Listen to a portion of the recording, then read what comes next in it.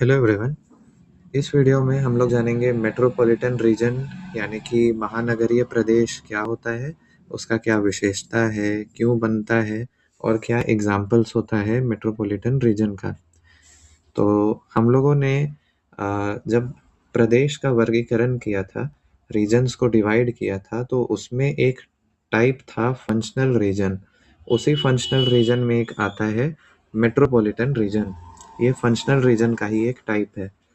होता क्या है इसमें, जब एक बड़ा शहर जिसको कोर सिटी कहते हैं, वो आसपास के अपने उपनगर, कस्बे और ग्रामीण इलाकों से जब आर्थिक, सामाजिक और परिवहन आदि रूप से जुड़ जाता है और एक बहुत बड़ा उसका प्रभाव क्षेत्र हो जाता है, तब उसको हम लोग महानगरीय प्रदेश कहते हैं।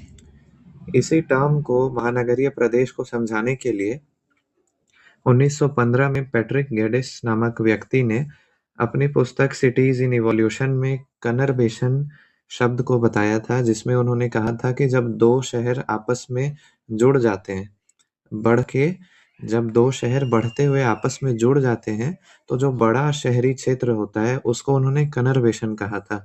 ये मेट्रोपॉलिटन रीजन के जैसा ही होता है। ठीक है। अब इस रीजन का क्या विशेषता होता है मेट्रोपॉलिटन रीजन का, उसको देखते हैं। तो जो हमारा मेट्रोपॉलिटन रीजन होता है, उसमें बहुत ज़्यादा पॉपुलेशन डेंसिटी होता है, यानी कि बहुत अधिक जनसंख्या घनत्व होता है। यहाँ पे तीव्र शहरीकरण और फैलाव देखने को मिलता है, यानी कि अर्बनाइजेशन और जो अर्बन स्प्राउल है वो काफ़ी स्पीड होता है। इसमें एक मुख्य शहर होता है, कोर सिटी होता है, और जो परिवहन है या आर्थिक गतिविधियां हैं वो काफ़ी मजबूत होती हैं। ठीक है। अब क्यों बनता है ये? तो इसके बनने का मुख्य 3 कारण हैं। एक तो है प्रवास, चाहे वो गाँव से शहर की ओर हो या फिर अच्छी सुविधा के लिए लोग अपने आप से आ गए हों, वो हो गया। फिर औद्योगिकरण एवं रोजगार के कारण शहरों में लोग आने लगते हैं, ये भी प्रवासी से जुड़ा हुआ है।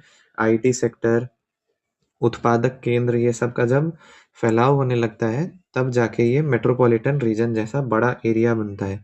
ठीक है। इसका एग्जाम्पल इंडिया में हो जाएगा, जैसे Delhi NCR, Mumbai metropolitan region, Bengaluru metropolitan region, ये सब विश्व स्तर पे जैसे ग्रेट लंदन हो गया, पेरिस का मेट्रोपॉलिटन रीजन, टोक्यो, न्यूयॉर्क, ये सब हो जाएगा। ठीक है। तो आई होप आपको समझ में आया होगा कि महानगरीय प्रदेश कितना बड़ा होता है और इसकी क्या विशेषता है और क्यों बनता है। Thank you.